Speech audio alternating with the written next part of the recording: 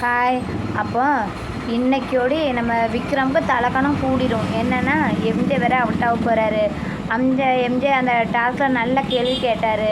அன்பு வச்சு நடித்து ஏமாற்றி விளையாடுது அப்படின்னு சொல்லி கேட்டார். நல்லா கேட்டார். அப்போ அது கேட்டு முடிச்சாலும் அவர் மனசில் என்ன நினைப்பார் தெரியுமா? என்ன பேசிட்டான், ஏன் எனக்கு போடுற மக்கள் அவனுக்கு ஓட்டு போடாமல் விட்டுட்டாங்க, அவனை என்ன ஏசினால என் ஃபேன்ஸ் எல்லாம் அவனுக்கு ஓட்டு போடாமல் அவனை வெளியே அனுப்பணும்னு நினச்சி ரொம்ப திட்டம் கட்டிட்டாங்க அப்படின்னு ஒரு கணத்தோடு சுற்றிட்டு நடப்பான் விக்கல். உண்மையில் ரொம்ப தலைக்கணம் உண்டு. யார் என்ன பண்ணாலுமே அது ஒரு நக்கல் நையாண்டி அப்படியே பேசுவான்.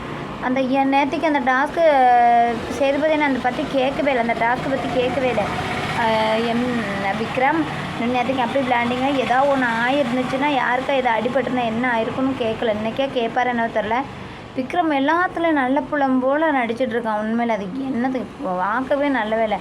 இதில் வேறு ஃபைனல் வேறு போயிட்டு இதில் வேறு இது அவன் கப்பு நான் தான் அடிப்பேன்னு சொல்லி நம்பிக்கிட்டு இருக்கான். யார் திவ்யா யாரெல்லாம் வருவான்? அது வேணா வருவான், விக்கல் வருவான். எங்கே வருவான்?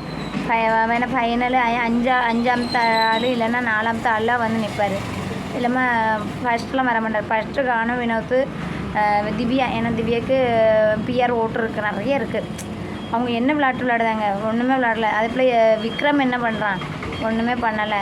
இவங்க எல்லா இடத்துக்குமே பிஆர் ஓட்டு வருது, நல்லாவே வருது. எனக்கு தோணும் பார்வதி போல் யாருமே அங்கே விளையாண்டது கிடையாது.